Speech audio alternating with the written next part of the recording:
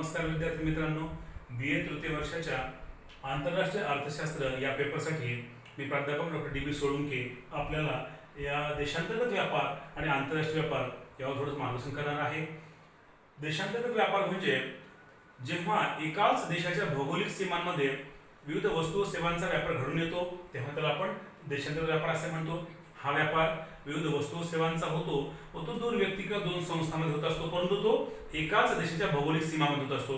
परंतु जेव्हा दोन व्यक्ती व दोन संस्था यांच्यामध्ये वस्तू व सेवांचा व्यापार होतो, परंतु त्या ठिकाणी दोन भिन्न राष्ट्रांच्या भौगोलिक सीमा ओलांडून जेव्हा हा व्यापार होतो तेव्हा त्याला आंतरराष्ट्रीय व्यापार असे म्हणतात. या व्यापारात वस्तू व सेवांची देवाणघेवाण होते, विनिमय होतो व तसेच दोन व्यक्ती किंवा दोन संस्थांमध्ये हा घडून येतो. फक्त या ठिकाणी हा एकाच देशाच्या भौगोलिक सीमेमध्ये होतो, तर हा दोन भिन्न राष्ट्रांच्या भौगोलिक सीमा ओलांडून गेला जातो. याला देशांतर्गत व्यापार असे म्हणतो, याला आपण आंतरराष्ट्रीय व्यापार असे म्हणतो. ह्या दोन व्यापारामध्ये काही साम्य आणि काही भेद आहे. तर साम्य काय बघता आपल्याला की दोन पक्ष या दोन्ही व्यापारामध्ये दोन पक्ष सहभागी होतात. एक पक्ष म्हणजे ग्राहकाचा, दुसरा विक्रेत्याचा. दोन्ही व्यापारामध्ये हे दोन पक्ष कार्य करतात. दुसरा आहे की लाभ हा मुख्य हेतू असतो. देशांतर्गत व्यापार असू द्या किंवा आंतरराष्ट्रीय व्यापार असू द्या, हा लाभ किंवा नफा मिळवण्याच्या हेतून केला जातो. दोन्ही व्यापारामध्ये हे आपल्याला साम्य सांगता येईल की दोन्ही व्यापाराचा उद्देश हा महत्तम नफा प्राप्त करणे हा असतो. वस्तू व सेवांचा विनिमय, दोन्ही व्यापारामध्ये विविध वस्तू व सेवा यांची देवाणघेवाण होते, यांचा विनिमय घडून येतो. मग हा दोन व्यक्तीमध्ये असेल, दोन संस्थांमध्ये असेल, परंतु वस्तू व सेवांचा विनिमय घडून येतो. तिसरा मुद्दा असा आहे, चौथा मुद्दा विशेषीकरण व केंद्रीकरण. या दोन्ही व्यापारामध्ये विशेषीकरण व केंद्रीकरणाला अतिशय महत्त्वाचे स्थान असते. एखादा देश किंवा एखादा प्रदेश एखाद्या वस्तूच्या उत्पादनामध्ये विशेषीकरण प्राप्त करतो, तसेच एखाद्या देशामध्ये एखाद्या प्रदेशामध्ये विशिष्ट वस्तूंच्या उद्योगांचं केंद्रीकरण घडून येतं. उदाहरणार्थ महाराष्ट्रामध्ये आपण पाहिलं तर संत्र्याचं उत्पादन नागपूर भागात होत असल्यामुळे संत्रा उद्योग व त्यावर आधारित इतर उत्पादनांचा उद्योग तिथे केंद्रित झाला आहे. तर चीनमध्ये रेशीम उद्योगांचं केंद्रीकरण झालेलं आहे. म्हणजेच या दोन्ही व्यापारामध्ये आपल्याला विशेषीकरण व केंद्रीकरण दिसून येते. पुढचा मुद्दा असा आहे उत्पादन खर्च. या दोन्ही व्यापारामध्ये उत्पादन खर्चाला अतिशय महत्त्वाचे स्थान आहे. कारण ज्या ठिकाणी वस्तूचा उत्पादन खर्च कमीत कमी येईल त्या ठिकाणी त्या वस्तूचं उत्पादन करण्याचा प्रयत्न केला जातो. तसेच ज्या ठिकाणी वस्तूंचा उत्पादन खर्च कमीत कमी येतो त्या ठिकाणी त्या वस्तू खरेदी करण्याचा प्रयत्न केला जातो. या दोन्ही व्यापारामध्ये उत्पादन खर्चाला अतिशय महत्त्वाचे स्थान आहे. किंमत यंत्रणा.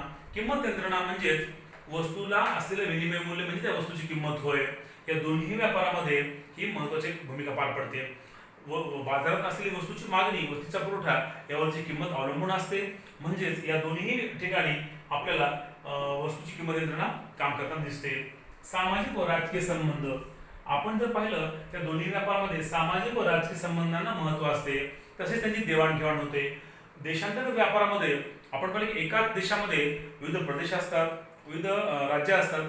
त्या राज्यांमध्ये व्यापाराच्या माध्यमातून धार्मिक, आर्थिक, सांस्कृतिक, सामाजिक देवाणघेवाण होऊन येते. त्याचप्रमाणे जेव्हा आंतरराष्ट्रीय व्यापार होतो तेव्हा दोन देशामध्ये विविध प्रकारची देवाणघेवाण होत असते. सामाजिक देवाणघेवाण, सांस्कृतिक, वैचारिक व धार्मिक देवाणघेवाण होत असते. म्हणजेच दोन्ही ठिकाणी आपल्याला विविध गोष्टींची देवाणघेवाण होताना दिसते. जाहिरात.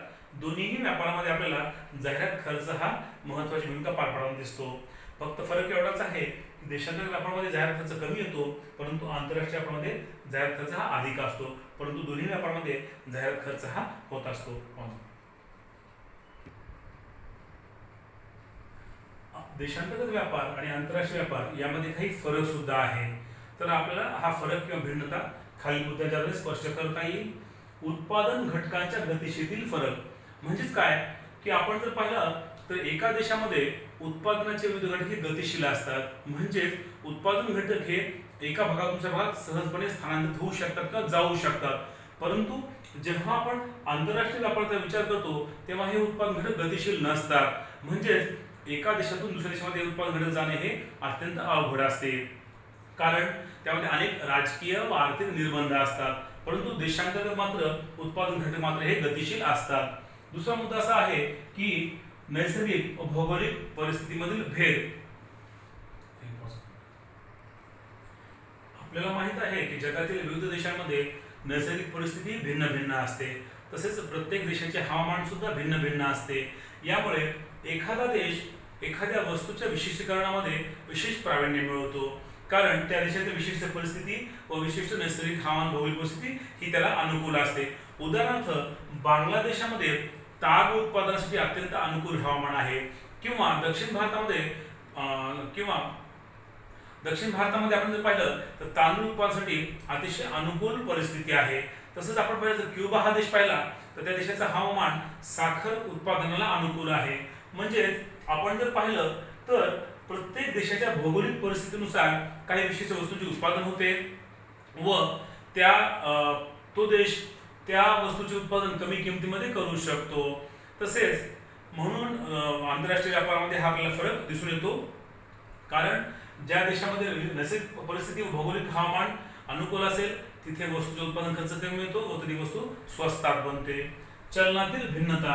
आपल्याला माहित आहे की जेव्हा देशांतर्गत व्यापार घडून येतो तेव्हा एकच चलन वापरलं जातं, कारण एका देशामध्ये एकच चलन वापरलं जातं. त्यामुळे एका देशाच्या विविध भागामध्ये जर विविध प्रदेशामध्ये किंवा राज्यांमध्ये जर व्यापार घडून आला तर त्या ठिकाणी एक चलन वापरलं जाईल.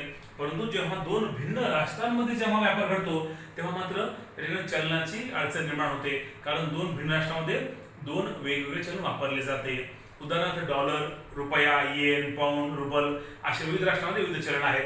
त्यामुळे या चलनाचा विनिमय दर, चलनाची किंमत अशा अनेक गोष्टी या ठिकाणी विचार केला जातो. म्हणजेच देशांतील व्यापारामध्ये चलनाचा विचार फारसा केला जात नाही, परंतु आंतरराष्ट्रीय व्यापारामध्ये भिन्न चलन असल्यामुळे त्याचा वेगळा विचार करावा लागतो, वेगळा अभ्यास करावा लागतो. बाजारपेठीतील भिन्नता. कारण जेव्हा देशांतर्गत व्यापार घडून येतो तेव्हा एकाच देशामध्ये लोकांच्या आवडीनिवडी, त्यांची भाषा, चालीती हे सारख्या असतात, त्यामुळे फारशा अडचण निर्माण होत नाही. परंतु जेव्हा दोन भिन्न राष्ट्रांमध्ये व्यापार घडून येतो म्हणजेच आंतरराष्ट्रीय व्यापार घडून येतो तेव्हा मात्र आपल्याला त्या ठिकाणी बाजारपेठेमध्ये भेद दिसून येतो, भिन्नता दिसून येते. म्हणजेच दोन भिन्न राष्ट्रातील लोकांच्या आवडीनिवडी, चालीरीती, रूढी परंपरा, राहणीमान यामध्ये प्रचंड आपल्याला भेद दिसून येतो. म्हणजेच या ठिकाणी आपल्याला आंतरराष्ट्रीय व्यापारामध्ये ही अडचण ठरू शकते की बाजारपेठेमध्ये भिन्नता. उत्पादन तंत्र व भांडवली साधनामधील फरक. जेव्हा आपण एका देशाचा विचार करतो, देशांच्या व्यापाराचा विचार करतो, तेव्हा एका देशामध्ये उत्पादन तंत्र हे जवळपास सारखेच असते, तसेच भांडवली साधन सुद्धा जवळपास सारखे असतात. परंतु जेव्हा दोन भिन्न राष्ट्रांचा विचार करतो म्हणजेच आपण आंतरराष्ट्रीय व्यापाराचा विचार करतो त्या ठिकाणी मात्र उत्पादन तंत्रामध्ये आपल्याला कमालीचा फरक दिसून येतो. काही राष्ट्रांमध्ये उत्पादन तंत्र हे अतिशय मागासलेले असते, तर जगातील अनेक प्रगत देशांमध्ये उत्पादन तंत्र हे अत्यंत विकसित असते. साहजिकच उत्पादन तंत्र विकसित जर असेल तर वस्तू दर्जा सुधारतो व वस्तूची किंमत कमी होते, उत्पादन खर्च कमी येतो. म्हणजे उत्पादन तंत्रामुळे सुद्धा आपल्याला वस्तूच्या किमतीमध्ये फरक निर्माण होऊन दिसतो. आंतरराष्ट्रीय व्यापारामध्ये उत्पादन तंत्र व भांडवली साधनांमधील फरक आपल्याला प्रकर्षाने जाणवतो, कारण भिन्न भिन्न राष्ट्रांकडे असलेली भांडवल साधन संपत्ती सुद्धा ही भिन्न भिन्न असते. नियंत्रणे व निर्बंधने. आपण पाहतो की देशांतील व्यापारामध्ये व्यापारावर फारशी बंधने किंवा निर्बंध नसतात, परंतु जेव्हा दोन भिन्न राष्ट्रांचा व्यापार घडतो, दोन भिन्न राष्ट्रांच्या भौगोलिक सीमामध्ये व्यापार घडून येतो तेव्हा मात्र त्यावर अनेक नियंत्रणे व निर्बंध असतात. आयात निर्बंध, निर्यात निर्बंध, कोटा पद्धती अशा अनेक गोष्टींचा त्या ठिकाणी आपल्याला विचार करावा लागतो. तसेच दोन राष्ट्रांमधील संबंध, त्यांचे करार या सर्वांचा परिणाम आपल्याला आंतरराष्ट्रीय व्यापारात दिसून येतो. म्हणजेच दोन भिन्न राष्ट्रांच्या व्यापारावरती अनेक निर्बंध व नियंत्रणे आपल्याला आढळून येतात. वाहतूक खर्चातील भेद. देशांतर्गत व्यापारामध्ये वाहतूक खर्च येतो परंतु तो तुलनेने कमी असतो, परंतु जेव्हा दोन भिन्न राष्ट्रांमध्ये जेव्हा व्यापार घडतो तेव्हा वाहतूक खर्च हा जास्त येतो. म्हणजेच त्या व्यापारामध्ये आपल्याला वाहतूक खर्च विचार करतो, कारण सागरी मार्ग असेल, हवाई मार्ग असेल, जलमार्ग, हवाई मार्ग किंवा जमीन मार्ग असेल, यावरून जेव्हा दोन राष्ट्रांचा व्यापार घडतो तेव्हा वाहतूक खर्चामध्ये मोठी वाढ घडून येते.